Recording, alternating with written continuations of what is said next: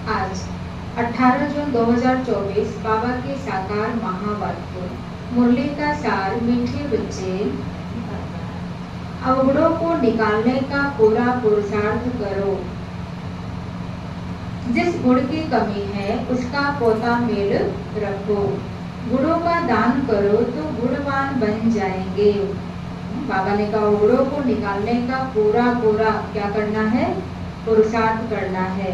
और जिस गुण की कमी है बाबा ने कहा उसका पोता मेल रखो, उसकी जांच करो और उसको क्या करो अपने अंदर धारण करनी है। तो बाबा ने कहा गुणों को दान करो तो गुणवान बन जाएंगे। प्रश्न, गुणवान बनने के लिए कौन से पहली श्रीमत मिली हुई है? गुणवान बनने के लिए कौन से पहली श्रीमत मिली हुई है? उत्तर, मीठे बच्चे, गुणवान बनना है तो मीठे बच्चे गुणवान बनना है तो पहले पॉइंट, किसी की भी देह को मत देखो। क्या कह रहे बाबा? गुणवान बनना है तो किसी की भी देह को मत देखो। अपने को आत्मा समझो। मैं क्या हूँ? आत्मा, ज्योति बिंदु स्वरूप आत्मा। एक बाप से सुनो, एक बाप को देखो। हमें सुनना भी एक बाप से है और देखना भी एक बाबा को है। मनुष्य मत को नहीं देखो। क्या कह रहे बाबा? मनुष्य मत को नहीं देखो, ईश्वरीय मत को देखो। दूसरी पॉइंट, देह अभिमान के वश ऐसी कोई एक्टिविटी न हो जिससे बाप का व ब्राह्मण कुल का नाम बदनाम हो। उल्टे चलन वाले गुणवान नहीं बन सकते। क्या कह रहे बाबा? जो उल्टे चलन चलते हैं बाबा ने कहा वो कभी गुणवान नहीं बन सकते, उन्हें कुल कलंकित कहा जाता है। ओम शांति। बाप दादा के हाथ में मोतिये के फूल थे। बाबा साक्षात्कार कराते हैं ऐसा खुशबूदार फूल बनने का है। बच्चे जानते हैं हम फूल बने थे जरूर। गुलाब के फूल, मोतिये के फूल भी बने थे अथवा हीरे भी बने थे, अब फिर बन रहे हैं। यह है सच्चे, आगे तो थे झूठे। झूठ ही झूठ सच की रखती भी नहीं। अभी तुम बच्चे बनते हो तो फिर सच्चे में सब गुण भी चाहिए। अभी बाबा हम बच्चों को क्या बना रहे हैं? सच्चा बाबा हम बच्चों को सच्चा बना रहा है।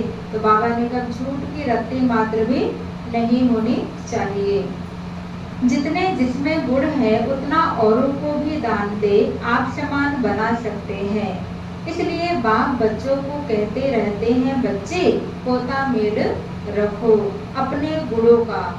कौन से गुण हमारे अंदर अभी बाकी हैं और कितने गुण आ चुके हैं, कितने अवगुणों को हमने निकाल दिया। बाबा ने कहा सब चीजों का क्या रखो? पोता मेल रखो। हमारे में कोई अवगुण तो नहीं है, दैवी गुणों में क्या कमी है?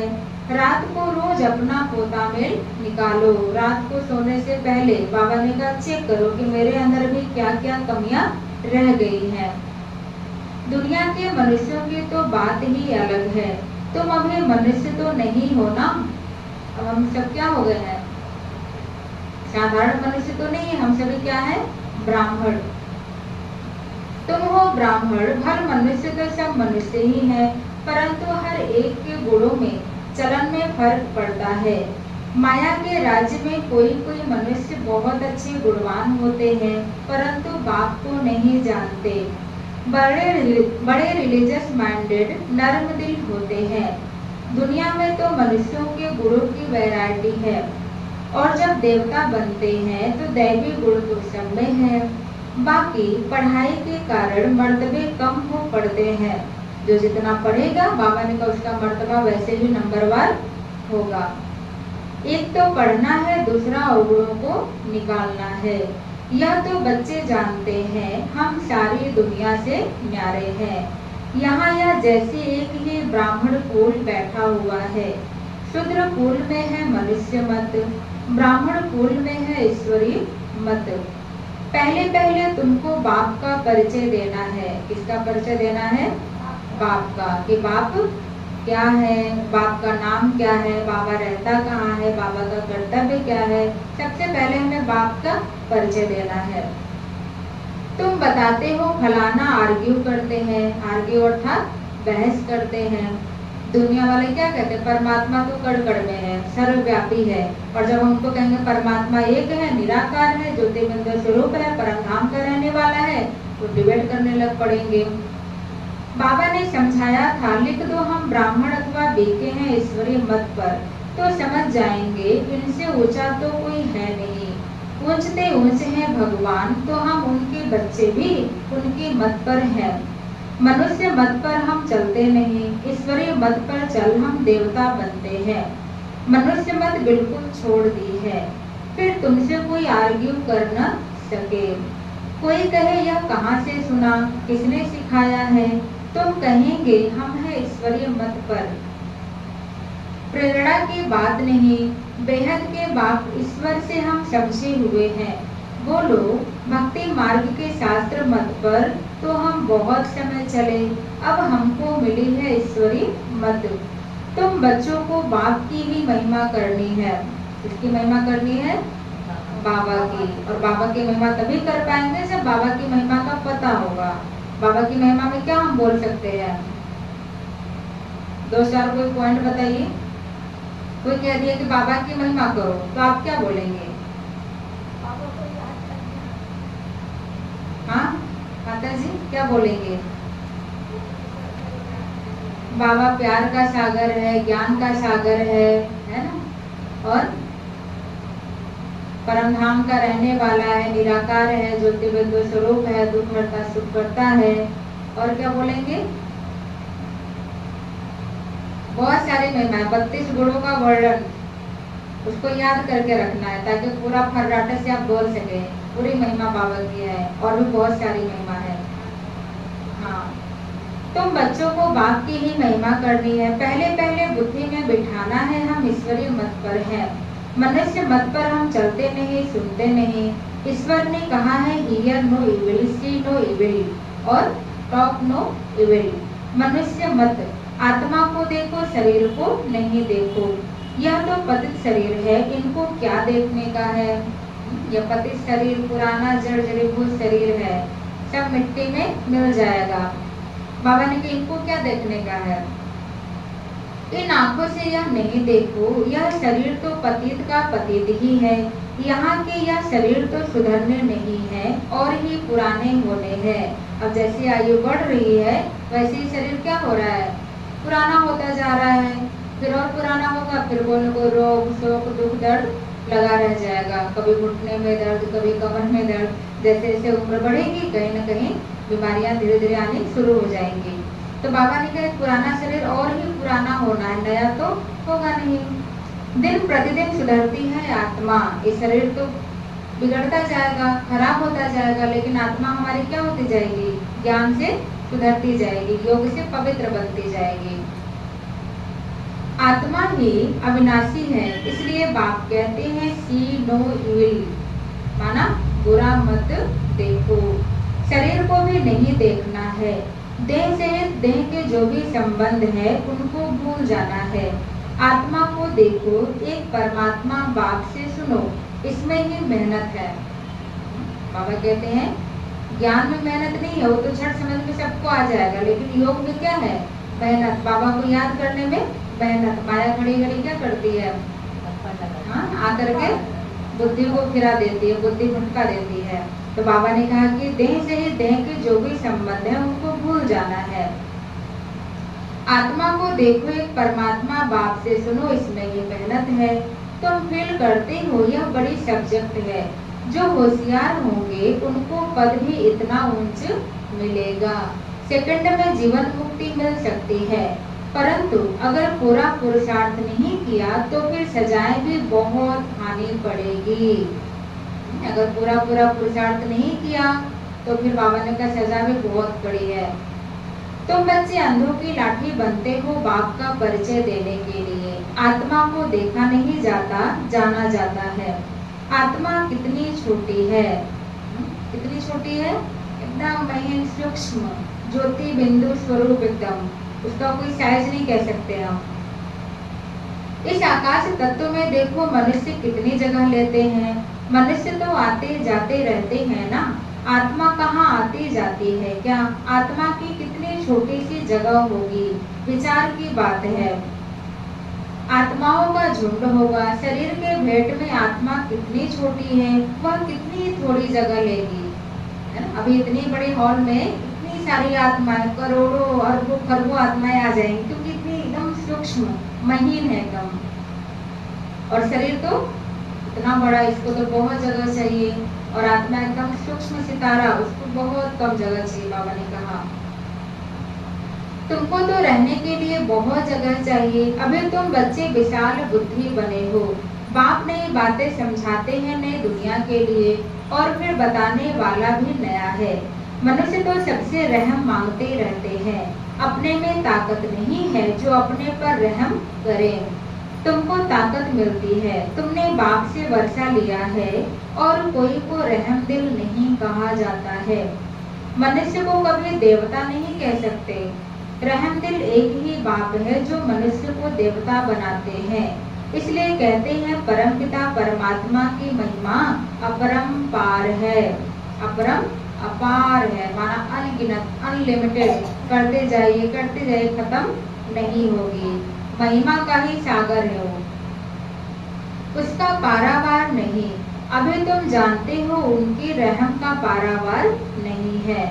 बाबा जो नई दुनिया बनाते हैं उसमें सब कुछ नया होता है। मनुष्य, पशु, पक्षी सब सत्व प्रधान होते हैं। कहाँ पे? सतयुग में। बाबा जो नई दुनिया बनाएंगे, सतयुग की नई दुनिया, उसमें सब कुछ नया होगा। मनुष्य, पशु, पक्षी जितने भी होंगे सब सुखदायी होंगे, वहाँ दुख का नामो निशान ही नहीं। और अभी दुनिया में देखिए कितनी दुखदायी मनुष्य है, पशु है, पक्षी है, सब कुछ चीजें भी क्या हो रही है, वो भी दुख दे रही है। साइंस के साधन है वो भी दुख दे रहे हैं। अभी है तो बहुत अच्छा, फ्रिज चल रहा है, कूलर चल रहा है, एसी चल रहा है, अभी कट गया बस गर्मी ही गर्मी। जब तक है तब तक सुख, जब तक खत्म हो गया, चली गई बत्ती, तो फिर दुख ही दुख, घबराहट, बेचैनी, कहाँ जाए। लेकिन सतयुग में सब सुखदायी होगा।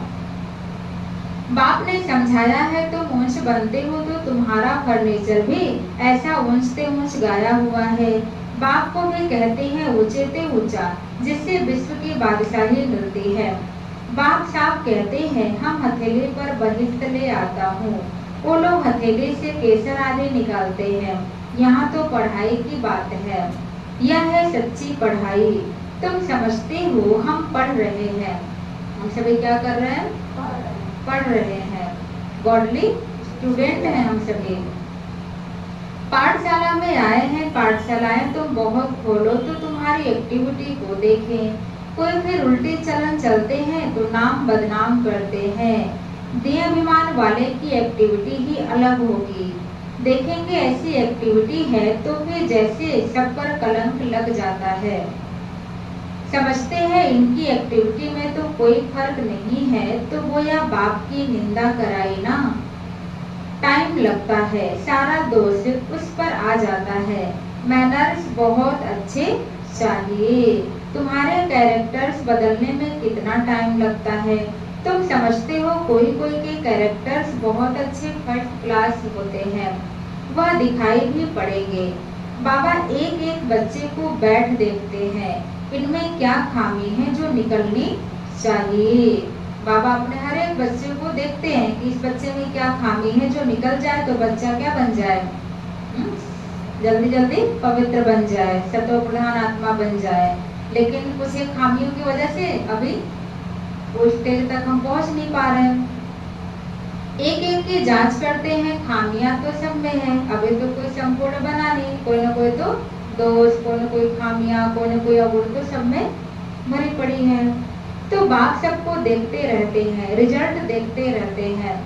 बाप का तो बच्चों पर लव रहता है ना, जानते हैं इनमें यह खामी है, इस कारण यह उतना ऊंच पद पा नहीं सकेंगे। अगर खामियां नहीं निकली तो बड़ा मुश्किल है। अगर खामियां समय रहते नहीं निकालेंगे तो बाबा ने कहा फिर तो बाद में बहुत मुश्किल हो जाएगा, फिर तो पछताने के अलावा कुछ भी नहीं होगा। देखने से ही मालूम पड़ जाता है, यह तो जानते हैं अभी टाइम पड़ा है। एक एक की जांच करते बाप की नजर एक एक के गुणों पर पड़ेगी। पूछेंगे तुम्हारे में कोई अवगुण तो नहीं है? तो इस समय क्या जवाब निकलेगा? क्या जवाब निकलेगा? जी बाबा कोई भी अवगुण नहीं है। बाबा को तो ऐसे शब्द से ऐसे उत्तर बाबा को पसंद है। अगर कहेंगे नहीं बाबा कोई ना कोई अवगुण अभी है, अभी 50% गुण है 50% अवगुण है, फिर तो क्या हो जाएगा? कोई काम का नहीं। तो पूछेंगे तुम्हारे में कोई अवगुण तो नहीं है? बाबा के आगे तो सच बता देते हैं। कोई कोई को देह अभिमान रहता है तो नहीं बताते हैं। कोई कोई तो बाबा से भी छुपा लेते हैं कोई बातें। कोई गलती हुई कोई पाप हुआ बाबा को भी नहीं बताएंगे, लेकिन बाबा को तो सब पता है, बाबा तो सब देख रहा है। भगवान का तो सीसीटीवी कैमरा हर जगह फिक्स है, भले हम ना बताएं लेकिन वो तो देख रहा है। लेकिन बाबा चाहता है कि कोई गलती होती है, कोई ऐसा पाप कर्म होता है तो बच्चे अपने मुख से क्या करें? बताएं बाबा को। बाबा ने कहा बच्चे मुझे बताएंगे, बाबा उसको सुनेंगे, फिर आगे के लिए सावधानी देंगे। नहीं बताएंगे छुपा लेंगे तो फिर और बढ़ता जाएगा। बाप तो कहते रहते हैं आप ही जो करे सो देवता, कहने से करे वह मनुष्य, और जो कहने से भी न करे वह क्या हुआ? असुर। लेकिन बाबा ने असुर बोला नहीं है। बाबा ने कहा जो कहने से भी ना करे डॉट डॉट। समझ जाइए क्या है ना, बाहर स्लोगन लगा हुआ है। बाबा कहते रहते हैं जो भी खामियां हैं इस जन्म की वह बाप के आगे आप ही बताओ। अभी क्या क्या अवगुण हमारे अंदर हैं, क्या क्या कमियां हैं, क्या क्या पाप कर्म अभी हो रहे हैं, सब कुछ बाबा को हमें अपने मुख से बताना है। बाबा तो सबको कह देते हैं खामियां सर्जन को बतानी चाहिए। शरीर की बीमारी नहीं अंदर की बीमारी बतानी है, शरीर का नहीं। बाबा यहाँ दर्द हो रहा है, आज सर दुख रहा है, आज चक्कर आ रहा है, ये सब नहीं बाबा को सुनना है। बाबा को आत्मा के अंदर जो बीमारी लगी पड़ी है देह अभिमान की, विकारों की, अवगुणों की, उसको बतानी है।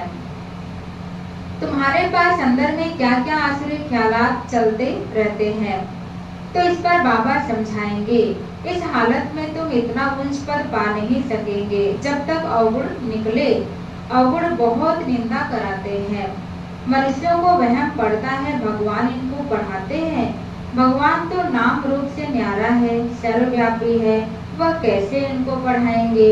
इनकी चलन कैसी है यह तो बाप जानते हैं। तुम्हारे गुण कैसे फर्स्ट क्लास होने चाहिए।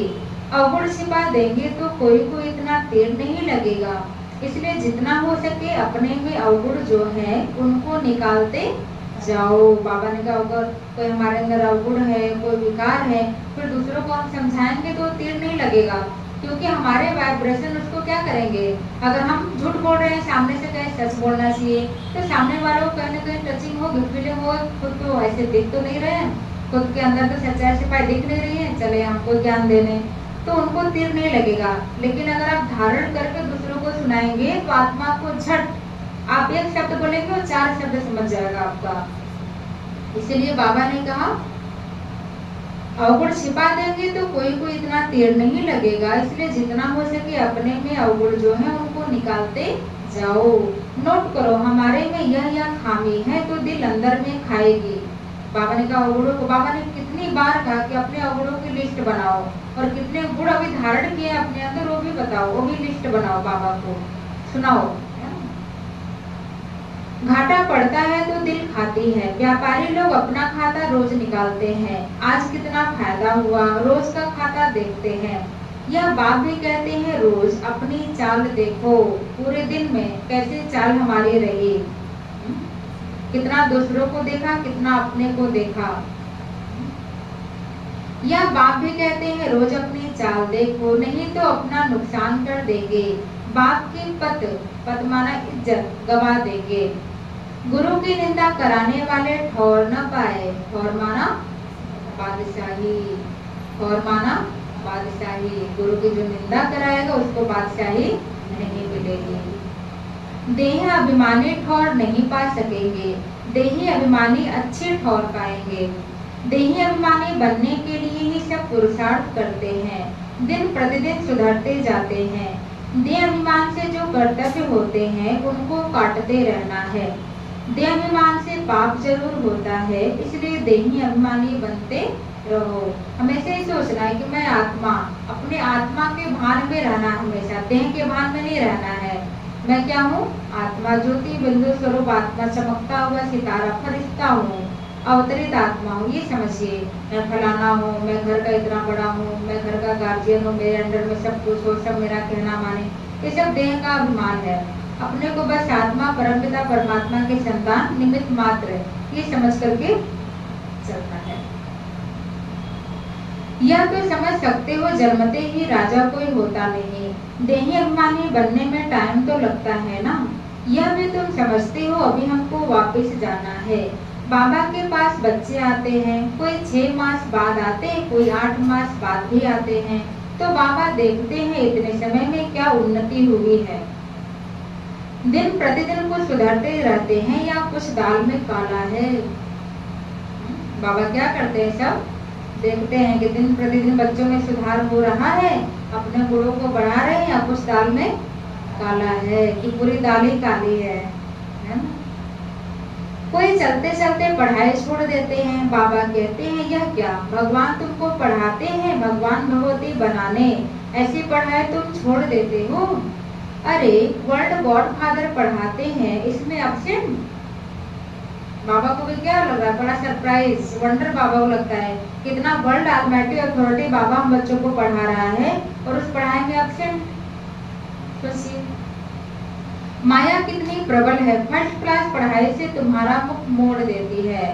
बहुत है जो चलते रहते हैं फिर पढ़ाई को लात मार देते हैं।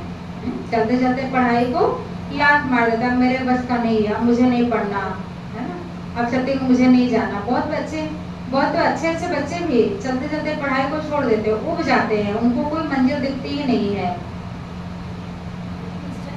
क्योंकि पूरा पूरा निश्चय बुद्धि नहीं रहते। यह तो तुम समझते हो, अब हमारा मुंह है स्वर्ग तरफ, लात है नर्क तरफ, तुम हो संगम युगी ब्राह्मण। यह पुरानी रावण की दुनिया है, हम वाया शांति धाम सुख धाम तरफ जाएंगे। बच्चों को यही याद रखना पड़े, टाइम बहुत कम है। संगम का समय देखिए खत्म होने वाला है, बस 12 साल, ऑफिशियली 12 साल, लेकिन देखा जाए तो अब समय बिल्कुल भी नहीं है। 5-6 साल में हम रहने लायक नहीं है, ऐसी कंडीशन आने वाली है। अभी देखिए गर्मी इतनी भयंकर, जैसे लगता है पूरा आग बरस रहा है सब जगह, है ना। ऐसी गर्मी तो कभी देखी ही नहीं थी। लू चलता था लेकिन अब लू नहीं, पूरा आग ही, पूरा तपत, पानी एकदम बॉयल निकल रहा है नल से, टोटी से एकदम ऐसा। छटपटा रहे हैं लोग, कहाँ जाएं कहाँ जाएं, क्या करें। कहीं पानी नहीं है, कहीं रहने को छाया नहीं है, कहीं घर नहीं है, कहीं अनाज खाने को नहीं है। कितनी एकदम दुनिया उथल पाथल है। टाइम बहुत कम है, कल भी शरीर छूट सकता है, कल भी शरीर छूट सकता है। कोई गारंटी नहीं कि 12 साल तक हम जिएंगे, 5-6 साल तक हम जिएंगे, कोई भरोसा नहीं है किसी का भी, चाहे बच्चा हो, चाहे युवा हो, चाहे वृद्ध, कोई भी। बाबा ने कहा कल भी शरीर छूट सकता है। बाप की याद नहीं होगी तो फिर अंतकाल, आगे डॉट डॉट, अंतकाल जो स्त्री सिमरे सुकर योनि वलवल उतरे। बाप समझाते तो बहुत हैं, यह सब गुप्त बातें हैं, नॉलेज भी गुप्त है। यह वे जानते हैं कल पहले जिसने जितना पुरुषार्थ किया है वही कर रहे हैं। ड्रामा अनुसार बाप भी कल पहले मुआफिक समझाते रहते हैं, इसमें फर्क नहीं पड़ सकता है। बाप को याद करते रहो तो तुम्हारे विकर्म विनाश होते जाए। सजा नहीं खानी चाहिए। क्या नहीं करना है? बाबा ने कहा सजा नहीं खानी चाहिए। बाप के सामने सजाएं बैठ खाएंगे तो बाप क्या कहेंगे? बाबा को अच्छा लगेगा कि मेरा पढ़ाया हुआ बच्चा, जिसको कि हम रोज पढ़ाने आते थे, रोज बाबा की मुरली इतनी चलती थी, इतना एक एक रत्न लाखों लाखों रुपयों का बाबा हम बच्चों को रोज इतना सुना रहा है, प्यार से समझा रहा है, फिर भी इतना सुनने के बावजूद भी अगर हम लास्ट में सजा खाएंगे तो सोचिए बाबा को कैसा लगेगा। वो भी बाबा के आगे, अपने टीचर के आगे बच्चे सजा खाएं, स्टूडेंट सजा खाएं, तो सोचिए। तो बाप क्या कहेंगे, तुमने साक्षात्कार भी किए हैं, उस समय माफ नहीं कर सकते। एग्जाम के समय टीचर भी साक्षी हो जाता है, फिर आप कुछ पूछेंगे ना, कहेंगे हमने नहीं पढ़ाया, हमें याद नहीं है, एकदम मुकर जाएंगे। ऊपर टीचर उसी सब्जेक्ट का पढ़ाया रहेगा सब कुछ, लेकिन उस टाइम में बोलेगा हमें कुछ नहीं पता, हमें नहीं याद, एकदम ऐसे बोल देते हैं सब कुछ। तो ऐसे बाबा भी उस समय क्या हो जाएगा, साक्षी हो जाएगा। उस समय माफ नहीं कर सकते। इन द्वारा बाप पढ़ाते हैं तो इनका ही साक्षात्कार होगा। इन द्वारा वहाँ भी समझाते रहेंगे, तुमने यह किया, फिर उस समय बहुत रोएंगे, चिल्लाएंगे, अफसोस भी करेंगे, खून के आंसू रोएंगे अंत में कि बाबा एक मौका दे दो बाबा, लेकिन वो मौका नहीं मिलेगा। जार जार रोएंगे, लेकिन एक मौका मिलेगा ये नहीं, क्योंकि समय खत्म, और उस समय हमने ही खत्म किया, हमने ही व्यर्थ में अपना समय गवा दिया, आलस से अलबेलेपन में खत्म कर दिया समय को। इसलिए इतनी सी भी मार्जिन बाबा उस समय नहीं देगा। पछताने के अलावा कोई कुछ भी नहीं रास्ता बचेगा। बगैर साक्षात्कार सजा दे न सके। अगर बिना साक्षात्कार देंगे तो फिर बच्चे कह देंगे ना, बाबा ये तो हमने किया ही नहीं था, इसलिए बाबा सब दिखा दिखा करके कि ये लो तुमने ये किया, इस टाइम पे, इस दिन, इस व्यक्ति के साथ ये किया। जो भी हो, लड़ाई झगड़ा, ईर्ष्या द्वेष दुख नफरत, जो भी पाप विकर्म जो भी किए रहेंगे, सब कुछ वहाँ पे दिखाया जाएगा। साक्षात्कार एक स्क्रीन पूरा आएगी हमारे सामने, हमारे कर्मों का, पूरे जीवन काल का। कहेंगे तुमको इतना पढ़ाते थे, फिर ऐसे ऐसे काम किए, तुम भी समझते हो रावण की मत पर हमने कितने पाप किए हैं, मुझे से पुजारी बन पड़े हैं, पाप को सर्वव्यापी कहते आए। यह तो पहले नंबर की इंसल्ट है कि बाबा को क्या कह दिया, सर्वव्यापी। भगवान कड़ कड़ में है, कुत्ते में है, बिल्ली में है, ठिक्कर में है, ठोकर में है, मेरे में है, तुम में है। ये परमात्मा की सबसे बड़ी इंसल्ट है। इसका हिसाब किताब भी बहुत है। चलो नहीं जानते थे तब कहा, चलो थोड़ा मोड़ा, लेकिन जानने के बाद भी अगर कह दिया कि परमात्मा कड़ में है, तो उसका भी हिसाब किताब बहुत बनेगा। बाप उल्हना देते हैं, तुमने अपने को कैसे चमाट मारी है, भारतवासी ही कितना गिरे हैं। बाप आकर समझाते हैं, अभी तुमको कितनी समझ मिली है, सो भी नंबरवार समझते हैं ड्रामा अनुसार। आगे भी ऐसे ही इस समय तक के क्लास की यह रिजल्ट थी। बाप बताएंगे तो सही ना, तो बच्चे अपनी उन्नति करते रहें। माया ऐसी है जो देह अभिमानी, माया ऐसी है जो देही अभिमानी रहने नहीं देती। अपने को आत्मा समझने का अभ्यास करेंगे, माया कहेगी नहीं तुम देह हो, तुम फलाने हो, तुम सुंदर हो, तुम ये हो, तुम वो हो, देह भान में ला देगी। इसलिए बहुत ध्यान देने की जरूरत है। यही बड़ी सब्जेक्ट है। बाबा ने कहा अपने को देही अभिमानी समझना, यही बहुत बड़ी सब्जेक्ट है। अपने को आत्मा समझ बाप को याद करो तो पाप भस्म हो जाए। और आत्मा समझना ही मुश्किल, घड़ी घड़ी देह भान में आ जाते हैं, मैं फलाना हूँ, हमको ऐसे कैसे कह दिया, है ना। लेकिन आत्मा समझेंगे ना, तो किसी की बातों का कोई आपके ऊपर प्रभाव नहीं पड़ेगा। मैं आत्मा, कुछ भी नहीं, मैं आत्मा, सामने वाला आत्मा, आत्मा आत्मा भाई भाई, है ना। इसलिए बाबा ने कहा अपने को आत्मा समझ बाप को याद करो तो पाप भस्म हो जाए। अच्छा, बाप दादा बोले, मीठे मीठे सिक्के लदे बच्चों प्रति माता पिता बाप दादा का याद प्यार और गुड मॉर्निंग। रूहानी बाप की रूहानी बच्चों को नमस्ते। हम सब रूहानी बच्चों की तरफ से रूहानी बाप दादा को याद प्यार, गुड मॉर्निंग, नमस्ते नमस्ते नमस्ते। शुक्रिया बाबा, शुक्रिया, thank you Baba, thank you. धारणा के लिए मुख्य सार, पहले पॉइंट, देह अभिमान में आने से पाप जरूर होते हैं। देह अभिमान में आने से पाप जरूर होते हैं। देह अभिमानी को ठौर नहीं मिल सकती। देह अभिमानी को ठौर नहीं मिल सकती। इसलिए देही अभिमानी बनने का पूरा पुरुषार्थ करना है। इसलिए देही अभिमानी बनने का पूरा पुरुषार्थ करना है।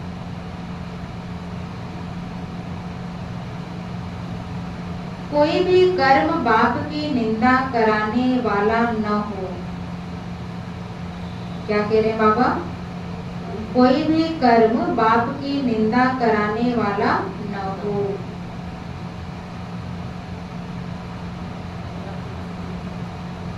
दूसरी पॉइंट, अंदर की बीमारियां बाप को सच सच बतानी है।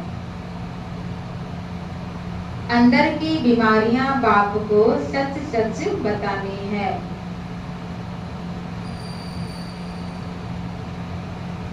अवगुण छिपाने नहीं है। छिपाते हैं बाबा से? अवगुण छिपाने नहीं है। अगर छिपाएंगे तो और बढ़ेगा, वृद्धि होती जाएगी। तुरंत बाबा को, तुरंत इनको, उनको नहीं, फोन करके इनको बता, उनको नहीं, तुरंत पहले बाबा को। अपनी जांच करनी है कि मेरे में क्या क्या अवगुण है। अपनी जांच करनी है कि मेरे में क्या क्या अवगुण है। पढ़ाई से स्वयं को गुणवान बनाना है। अपनी जांच करनी है कि मेरे में क्या क्या अवगुण है। पढ़ाई से स्वयं को गुणवान बनाना है।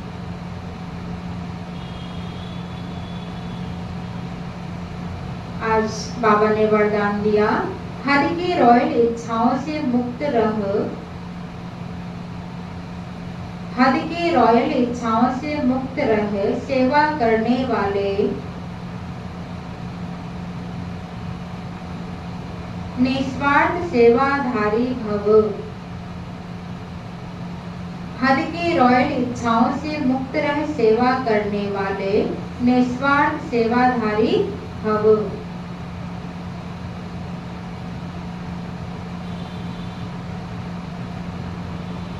डिटेल में लिखेंगे, जैसे ब्रह्मा बाप ने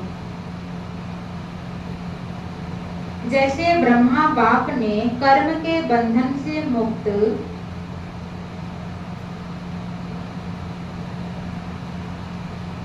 न्यारे बनने का सबूत दिया। न्यारे बनने का सबूत दिया। सिवाय सेवा के स्नेह के कोई बंधन और कोई बंधन नहीं। सिवाय सेवा के स्नेह के और कोई बंधन नहीं।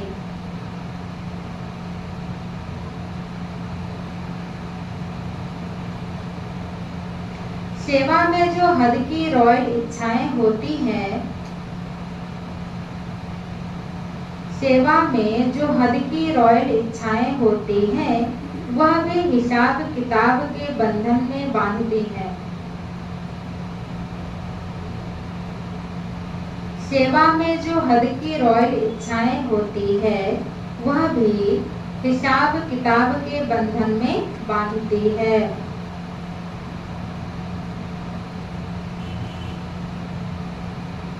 सच्चे सेवाधारी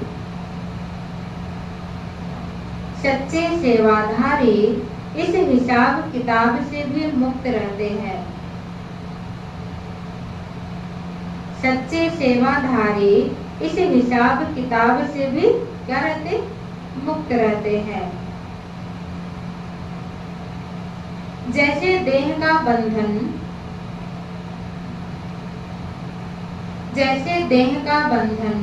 देह के संबंध का बंधन है।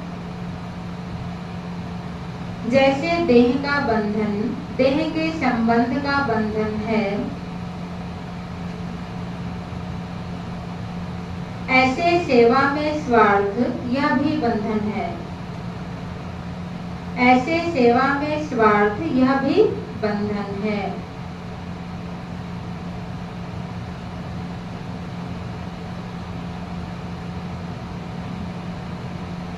इस बंधन से व रॉयल हिसाब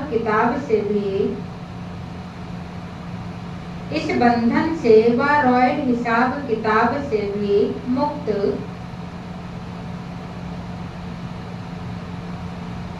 इस बंधन से व रॉयल हिसाब किताब से भी मुक्त निस्वार्थ सेवाधारी बनो। इस बंधन से व रॉयल हिसाब किताब से भी मुक्त निस्वार्थ सेवाधारी बनो। फिर से देखेंगे, जैसे ब्रह्मा बाप ने कर्म के बंधन से मुक्त न्यारे बनने का सबूत दिया, सिवाय सेवा के स्नेह के और कोई बंधन नहीं। सेवा में जो हद की रॉयल इच्छाएं होती है वह भी हिसाब किताब के बंधन में बांधती है। सच्चे सेवाधारी इस हिसाब किताब से भी मुक्त रहते हैं। जैसे देह का बंधन देह के संबंध का बंधन है, ऐसे सेवा में स्वार्थ यह भी बंधन है। इस बंधन से वह रॉयल हिसाब किताब से भी मुक्त निस्वार्थ सेवाधारी बनो। माना सेवा करें लेकिन हमें कोई इच्छा न हो कि सेवा के बदले हमें ये मिले। आज का स्लोगन है, वायदों को फाइल में नहीं रखो, वायदों को फाइल में नहीं रखो, फाइनल बनकर दिखाओ। वायदों को फाइल में नहीं रखो, फाइनल बनकर दिखाओ।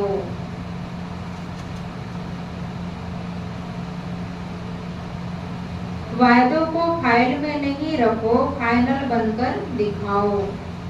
सार में बाबा ने सुनाया, मीठे बच्चे अवगुणों को निकालने का पूरा पुरुषार्थ करो। जिस गुण की कमी है उसका पोता मेल रखो। गुणों का दान करो तो गुणवान बन जाएंगे। प्रश्न में था, गुणवान बनने के लिए कौन सी पहली श्रीमत मिली हुई है? उत्तर, मीठे बच्चे गुणवान बनना है तो पहला नंबर, किसी की भी देह को मत देखो। ये पहला, अपने को आत्मा समझो, और जब अपने को आत्मा समझेंगे तो सामने वाला भी आत्मा नजर आएगा। एक बाप से सुनो, एक बाप को देखो, मनुष्य मत को नहीं देखो। दूसरा, देवाभिमान के वश ऐसी कोई एक्टिविटी न हो जिससे बाप का व ब्राह्मण कुल का नाम बदनाम हो। उल्टे चलन वाले गुणवान नहीं बन सकते, उन्हें कुल कलंकित कहा जाता है। अच्छा, ओम शांति। क्या सुनाया बाबा ने?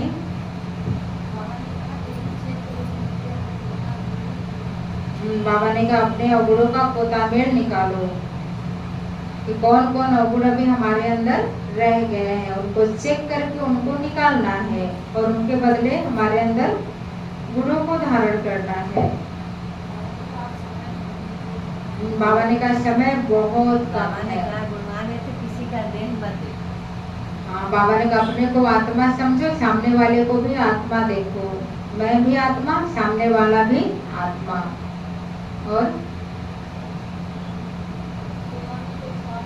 हाँ, बाबा ने कहा निस्वार्थ सेवा करो। बाबा ने कहा सेवा करके क्या मिला ये नहीं सोचे, सेवा करने का चांस मिला, यही बहुत हमारा क्या है, यही भाग्य है कि सेवा करने का हमें चांस मिला, यही फल है।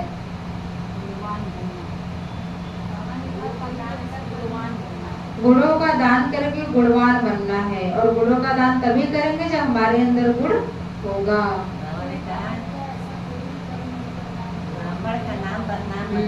बाबा ने कहा ऐसा कोई कर्म न हो, ऐसी कोई हमारी एक्टिविटी या चलन न हो जिससे ब्राह्मण कुल का नाम बदनाम हो। क्योंकि बाबा ने कहा सतगुरु का निंदक ठौर न पाए।